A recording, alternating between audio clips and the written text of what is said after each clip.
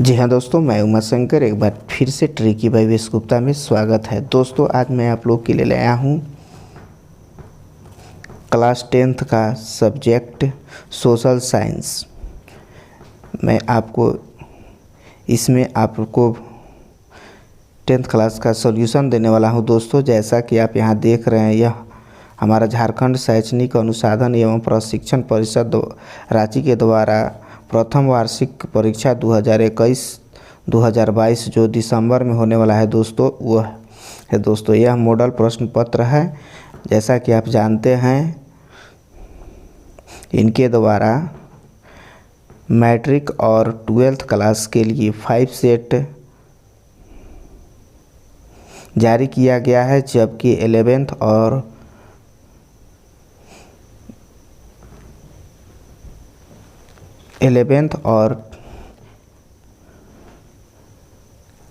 9th class के लिए दो मॉडल सेट जारी किया गया है। दोस्तों मैं इस मॉडल सेट को बारी बारी से सॉल्व करके अपनी यूट्यूब चैनल पर डाल रहा हूं दोस्तों, ताकि आप फाइनल एग्ज़ाम की अच्छा से तैयारी कर सके। जैसा कि आप यहां देख रहे हैं, यह समय हमारा 1.5 घंटा का दिया गया है। यह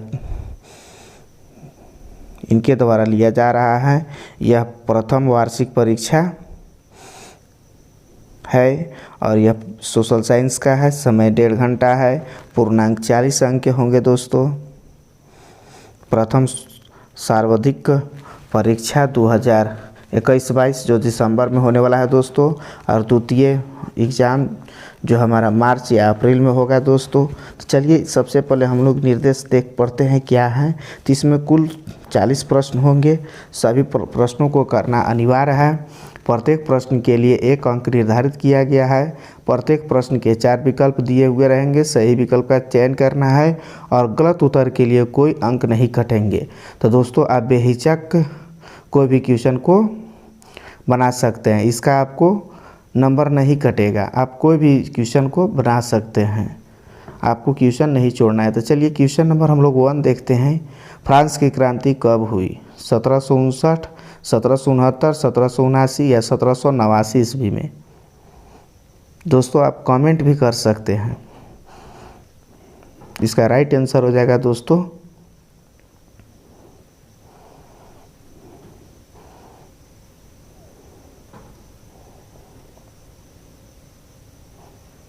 ग, option number D, 1789। Question number next है, सामाजिक उपबंध सोशल कॉन्ट्रैक्ट्स नामक पुस्तक का लेखक कौन थे? रूसो, मार्टिन्क्यू या दिदरो या वाल्टेयर? इसका आंसर हो जाएगा दोस्तों रूसो। क्वेश्चन नंबर नेक्स्ट है, एक यंग इटली सोसाइटी की स्थापना किसने की?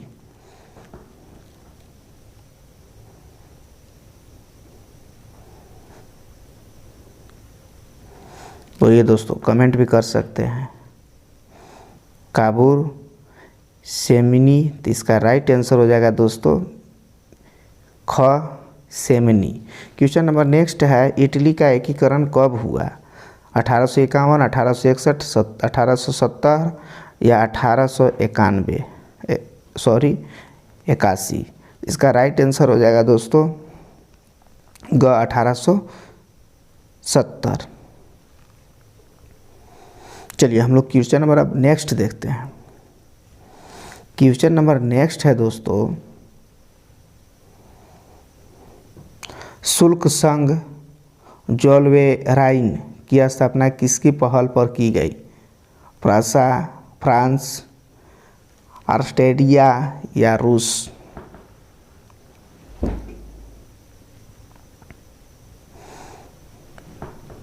बोलिए दोस्तों। तो इसका राइट आंसर क्या हो जाएगा दोस्तों? राइट आंसर हो जाएगा फ्रांस।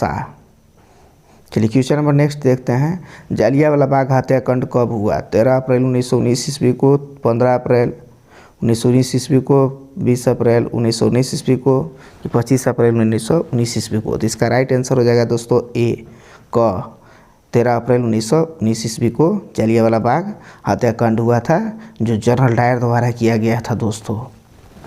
वहाँ पर एक बड़ा जनसभा का आयोजन किया गया था, जिसमें जलियांवाला बाग में जनरल डायर द्वारा अंधाधुंध गोली बरसाया गया। यह सबसे भयंकर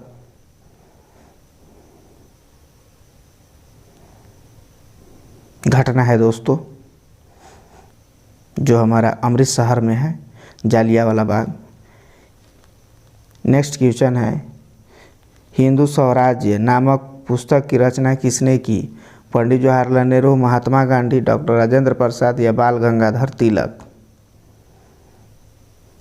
इसका राइट आंसर हो जाएगा दोस्तों महात्मा गांधी। यह हिंद स्वराज्य नामक पुस्तक की रचना की है।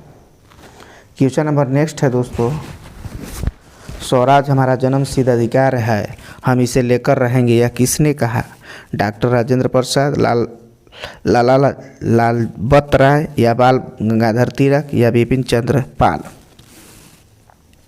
इसका राइट आंसर हो जाएगा दोस्तों बाल गंगाधर तिलक ने ही कहा स्वराज हमारा जन्मसिद्ध अधिकार है, इसे हम लेकर रहेंगे। क्वेश्चन नंबर नेक्स्ट है,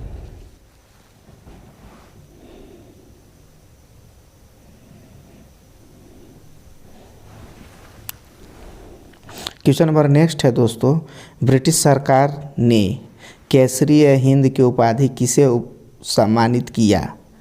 ब्रिटिश सरकार ने केसरी हिंद की उपाधि किसने सम्मानित किया? लाल बहादुर शास्त्री, श्रीमती इंदिरा गांधी, रविंद्रनाथ टैगोर या महात्मा गांधी को? इसका आंसर हो जाएगा दोस्तों Mahatma Gandhi, option number D. चलिए क्वेश्चन नंबर हम लोग नेक्स्ट देखते हैं, सीमांत गांधी किसे कहा जाता है? सीमांत गांधी किसे कहा जाता है? महात्मा गांधी, श्रीमती इंदिरा गांधी, अबुल गफर खान के पंडित जवाहरलाल नेहरू? तो इसका राइट आंसर हो जाएगा दोस्तों Abul Gaffar Khan. Question number next है, उत्पत्ति के आधार पर संसाधन कितने प्रकार के होते हैं?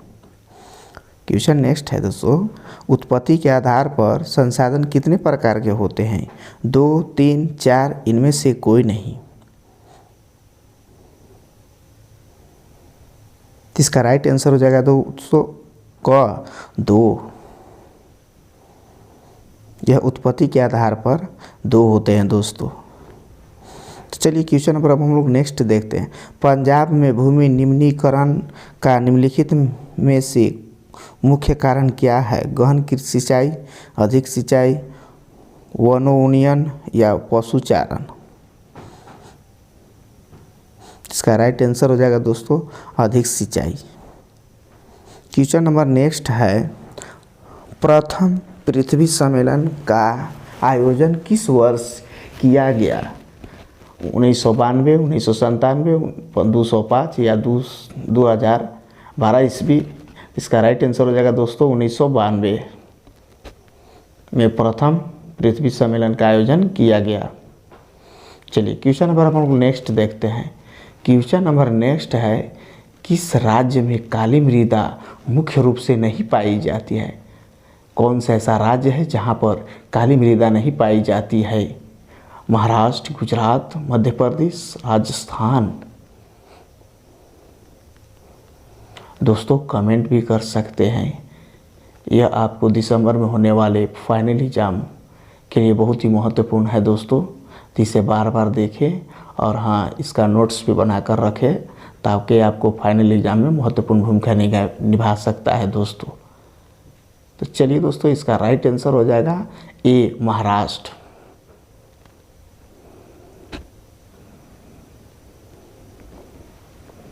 चलिए क्वेश्चन नंबर नेक्स्ट देखते हैं हम लोग। क्वेश्चन नंबर नेक्स्ट है, इनमें से कौन सी टिप्पणी प्राकृतिक वनस्पति जाति और प्राणी जाति का ह्रास का सही कारण नहीं है? कृषि प्रसार, बृहद स्तरीय विकास परियोजना, पशु प्रचालन और ईंधन, लकड़ी का एकत्र करना, तीव्रता है? तो इसका राइट आंसर हो जाएगा दोस्तों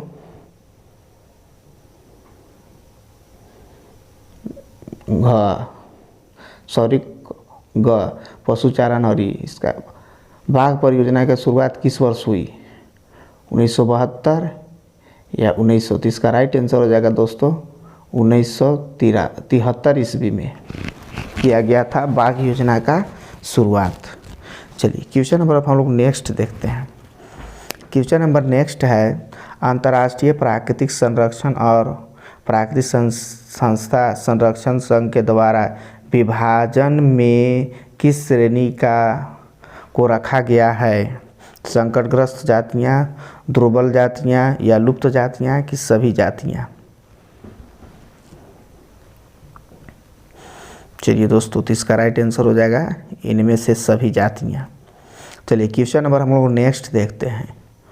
14वीं शताब्दी में किसने दिल्ली में सिरी फोर्ट क्षेत्र में जल की सप्लाई के लिए हौज खास का निर्माण करवाया? चंद्रगुप्त मौर्य, इलतुतमिश, अशोक, कुतुबुद्दीन ऐबक। इसका राइट आंसर हो जाएगा दोस्तों ख, इलतुतमिश ने जल की सप्लाई के लिए हौज का निर्माण करवाया। क्वेश्चन नंबर नेक्स्ट है निम्नलिखित में से कौन सा वक्तव्य बहुउद्देशीय नदी परियोजना के पक्ष में तर्क नहीं है? तर्क नहीं है। बहुउद्देशीय परियोजना उन क्षेत्रों में जल लाती है जहां जल की कमी होती है, या बहुउद्देशीय परियोजना जल बहाव को नियंत्रित करके बाढ़ पर काबू पाती है, या बहुउद्देशीय परियोजना से बृहत स्तर पर विभाजन होता है और आजीविका खत्म होती है। बहुउद्देशीय परियोजना हमारे उद्योगों और घरों के लिए विद्युत प्रदान करती है।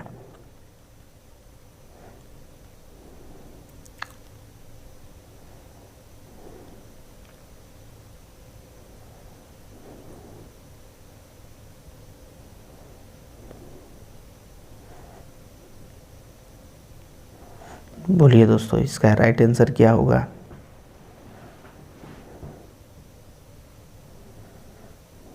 चार ऑप्शन दिया हुआ है दोस्तों, इसमें से आप एक ऑप्शन पर टिक लगा सकते हैं। तो इसका राइट आंसर हो जाएगा दोस्तों ग, बहुउद्देशीय परियोजना में से बृहत स्तर पर विस्थापन होता है और आजीविका खत्म होती है। सरदार सरोवर बांध किस नदी पर बनाया गया? गंगा, यमुना, गोदावरी या नर्मदा?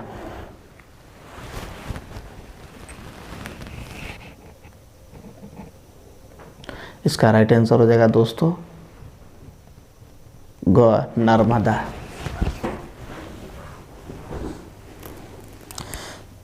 नर्मदा नदी पर ही सरदार सरोवर बांध बनाया गया है दोस्तों।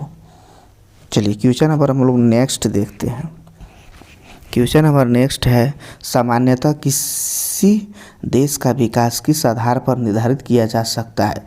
प्रति व्यक्ति आय, औसत साक्षरता दर, या लोगों की स्वास्थ्य स्थिति, या उपयुक्त सभी?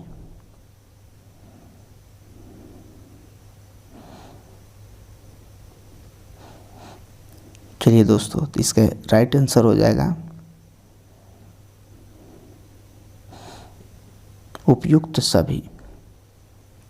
क्वेश्चन नंबर हम लोग नेक्स्ट देखते हैं। मान लीजिए किसी देश में 4 परिवार हैं। इन परिवारों को प्रति व्यक्ति आय 5,000 है। अगर 3 व्यक्तियों की आय क्रमशः 4,000, 7,000 और 3,000 है तो चौथे परिवार की आय क्या होगा? तो दोस्तों यहाँ पर एक व्यक्ति का 5 है, 5,000 है, 4 × 5 = 20,000 होगा, जिनमें से 14,000 इन लोग का है। तो 14,000 इन लोग का है, तो बाकी तीसरका के लिए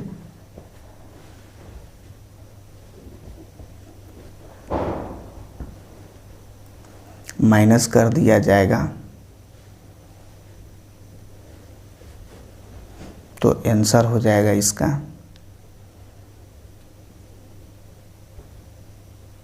6,000।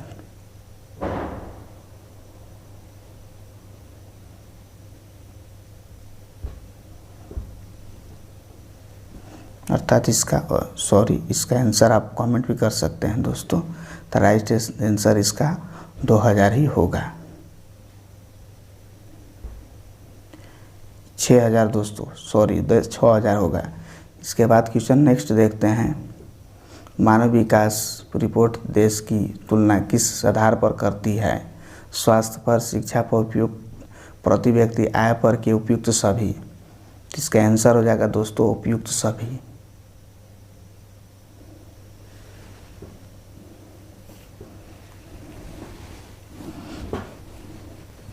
क्वेश्चन नंबर नेक्स्ट देखते हैं दोस्तों। जैसा कि आप देख रहे हैं 22 का राइट आंसर दोस्तों घ होगा 6000। चलिए क्वेश्चन नंबर हम लोग नेक्स्ट देखते हैं। एक वर्ष में पैदा हुई प्रति 1000 जीवित बच्चों में से 1 वर्ष की आयु से पहले मर जाने वाली बच्चों की संख्या क्या कहलाती है?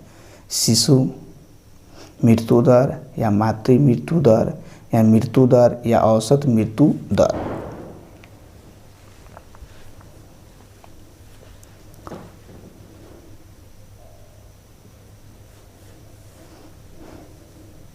चलिए दोस्तों बताइए, कमेंट करना नहीं भूलेंगे दोस्तों। हाँ, और मेरे इस चैनल को सब्सक्राइब करें तथा शेयर करना नहीं भूलेंगे। इसका राइट आंसर हो जाएगा दोस्तों शिशु दर, शिशु मृत्यु दर, option number A. Question number next है।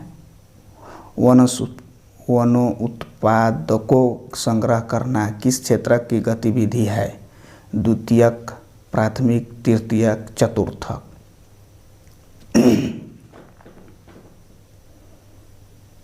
इसका राइट आंसर हो जाएगा दोस्तों प्राथमिक, ऑप्शन नंबर ख।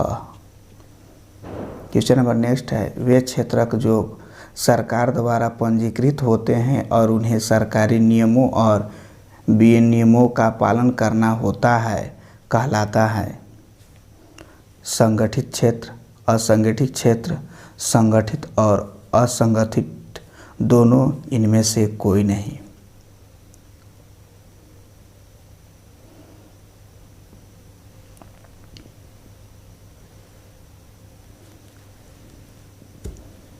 चलिए दोस्तों कमेंट भी करिए।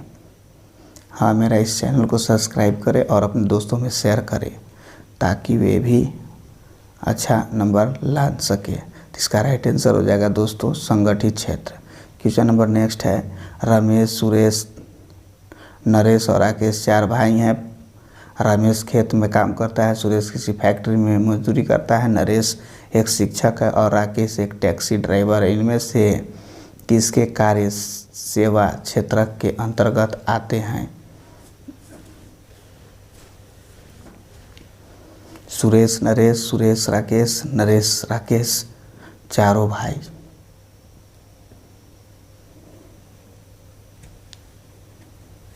बोलिए दोस्तों। ये आपको फाइनल एग्ज़ाम जो दिसंबर में होने वाला है दोस्तों, उसके लिए बहुत ही महत्वपूर्ण है। चलिए इसका राइट आंसर हो जाएगा Naresh Rakesh. Question number next है। रोहन एक अकुशल बेरोजगार युवक है।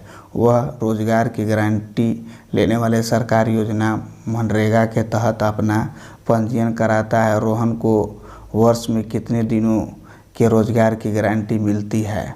200, 365, 100 या फिर 250?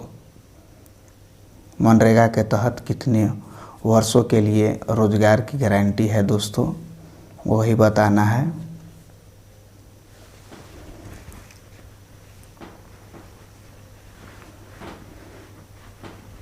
तो चलिए इसका राइट आंसर हो जाएगा दोस्तों 100 वर्ष मनरेगा के तहत रोजगार देने की गारंटी है। क्वेश्चन नंबर नेक्स्ट देखते हैं। एक खेत में लक्ष्मण और उसके परिवार के 4 व्यक्ति काम करते हैं, जिसमें सालाना 20 क्विंटल गेहूँ उत्पादन होता है। लक्ष्मण के चचेरे भाई करण ने 1 वर्ष तक लक्ष्मण और उसके परिवार साथ मिलकर कार्य किया, परंतु उस वर्ष कुल उत्पादन में कोई वृद्धि नहीं हुई। करण की परिस्थिति को किस श्रेणी में रखा जाएगा? मौसमी बेरोजगारी, प्रच्छन्न बेरोजगारी, शहरी बेरोजगारी, शिक्षित बेरोजगारी। चलिए दोस्तों, कमेंट करना नहीं भूलेंगे, कमेंट कीजिए। हाँ, यह वीडियो आपको अच्छा लगे तो अपने दोस्त में शेयर करना तथा सब्सक्राइब करना नहीं भूलेंगे दोस्तों। इसका राइट आंसर हो जाएगा दोस्तों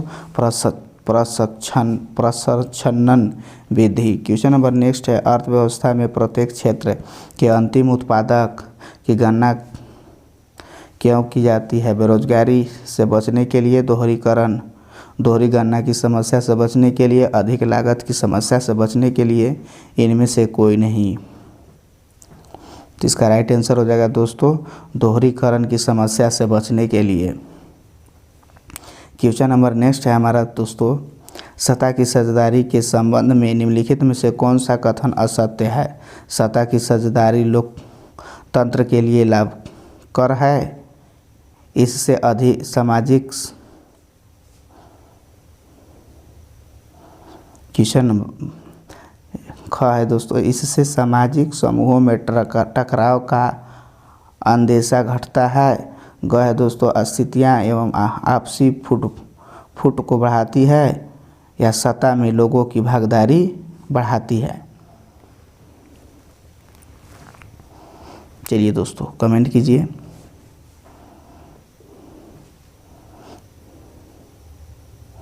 इसका राइट आंसर हो जाएगा दोस्तों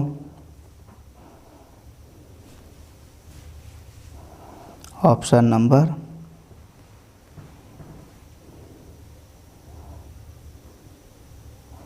घ, सत्ता में लोगों की भागीदारी। क्वेश्चन नंबर नेक्स्ट है दोस्तों, निम्नलिखित में से कौन बेनियम का एक अस्थायी भाषा नहीं है? French, Spanish, Dutch, German.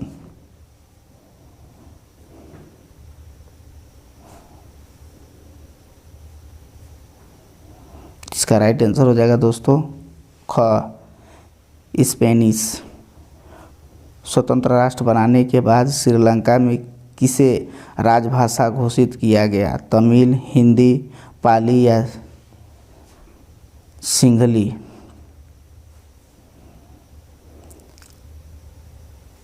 तो इसका राइट आंसर हो जाएगा दोस्तों सिंहली। सिंहली को श्रीलंका के राष्ट्रभाषा के रूप में इसका राइट आंसर हो जाएगा तमिल। तमिल को राष्ट्रभाषा के रूप में चुना गया।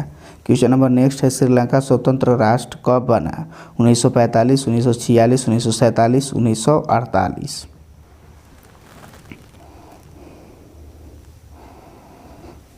दोस्तों 1947 में हमारा देश अंग्रेज़ों से आज़ाद हुआ दोस्तों। इसका राइट आंसर हो जाएगा 1948। चलिए क्वेश्चन नंबर नेक्स्ट देखते हैं दोस्तों, निम्नलिखित में से कौन सा संघवादी की एक विशेषता नहीं है? यहाँ सरकार 2 या अधिक स्तरों वाली होती है, अलग अलग स्तरों की सरकार एक ही नागरिक समूहों पर शासन करती है, या फिर विभिन्न स्तरों की सरकार के अधिकार क्षेत्र संविधान में स्पष्ट रूप से वर्णित नहीं होते। क्वेश्चन नेक्स्ट, अदालतों को संविधान और विभिन्न स्तर की सरकारों के अधिकारियों की व्याख्या करने का अधिकार है।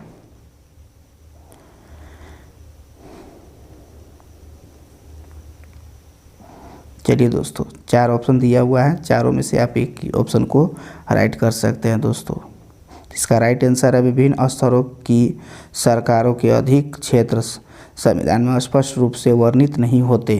क्वेश्चन नंबर नेक्स्ट है, निम्नलिखित में से कौन सी अनुसूचित भाषा के रूप में शामिल नहीं है? अनुसूचित भाषा के रूप में शामिल नहीं है अरबी, मैथिली, संताली या असमिया? तो दोस्तों इसमें अरबी को शामिल नहीं किया गया है, जो क्षेत्रीय भाषा अनुसूचित भाषा नहीं है। क्वेश्चन नंबर नेक्स्ट है, निम्नलिखित में से कौन सुमेलित नहीं है? राज्य सरकार राज्य सूची, केंद्र सरकार केंद्र और राज्य सरकार समवर्ती सूची, केंद्र सरकार संघीय सूची, स्थानीय सरकार अपशिष्ट अधिकार। जो इसमें से सुमेलित मतलब सेम नहीं है दोस्तों। चलिए दोस्तों कमेंट करके ज़रूर बताइए। हाँ, और मेरे इस चैनल को सब्सक्राइब करना नहीं भूलेंगे दोस्तों, ताकि जो भी वीडियो अपलोड करेंगे मॉडल सेट का वो आपको तक ज़रूर से ज़रूर पहुंच जाए और आप फाइनल एग्जाम में ज़्यादा नंबर ला सके दोस्तों। इसका आंसर हो जाएगा दोस्तों स्थानीय सरकार अपशिष्ट अधिकार। भारत में केंद्रीय क्वेश्चन नंबर नेक्स्ट है, भारत में केंद्रीकरण के संबंध में कौन सा सत्य है? अब स्थानीय स्वासी निकासियों के चुनाव नियमित रूप से कराना या फिर वास्तविक विकेंद्रीकरण की दिशा में एक बड़ा कदम उठाना या कम से कम 1/4 मत पद महिलाओं के लिए आरक्षित या पंचायत नगर पालिका चुनाव कराने के लिए राष्ट्रीय। इसका राइट आंसर हो जाएगा दोस्तों ऑप्शन नंबर 2 वास्तविक विकेंद्रीकरण। क्वेश्चन नंबर नेक्स्ट है दोस्तों, इसका 28 का ऑप्शन नंबर होगा दोस्तों वास्तविक विकिरण की। चलिए क्वेश्चन नंबर नेक्स्ट देखते हैं, निम्नलिखित में से कौन सुमेलित नहीं है? वर्ग विशेष के हित के समूह, किसी विशेष सबके समूहों के हित को बढ़ावा देने वाला संगठन या राजनीतिक दल। ऐसा संगठन जो राजनीतिक सत्ता पाने के लिए गरज लोगों को लाभवत करता है, या आंदोलन किसी सामाजिक समस्या को समाधान के लिए चलाया गया ऐसा संघर्ष जिसमें संगठित संरचना हो भी सकती है या नहीं। दबाव समूह राजनीतिक में सीधे भाग लेते हैं।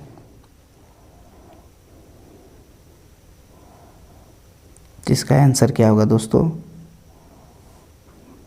चलिए दोस्तों कमेंट करना नहीं भूलेंगे। इसका राइट आंसर हो जाएगा दोस्तों दबाव समूह राजनीतिक में सीधे भाग लेते हैं। क्वेश्चन नंबर नेक्स्ट है, निम्नलिखित में से कौन सुमेलित नहीं है? नर्मदा बचाओ आंदोलन एक मुद्दे पर आधारित आंदोलन, खाद्य विक्रेताओं का संघ, दबाव समूह या तृणमूल कांग्रेस राजनीतिक दल, या श्रीलंका संगठनात्मक शासन प्रणाली। बताइए दोस्तों, लास्ट क्वेश्चन है दोस्तों, कमेंट करके ज़रूर से ज़रूर बताइए।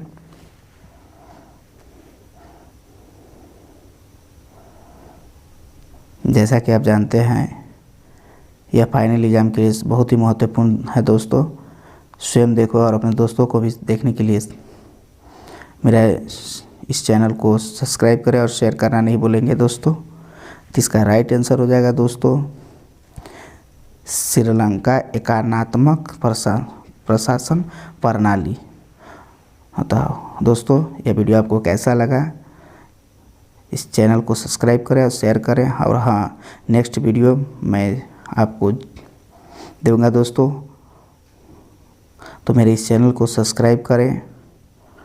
जैसा कि आप देख रहे हैं यह आपके लिए सभी सेट लाएंगे दोस्तों, बारी बारी से set 1, set 2, set 3, set 4, set 5 लाएंगे दोस्तों। तो मेरे इस चैनल को सब्सक्राइब करें।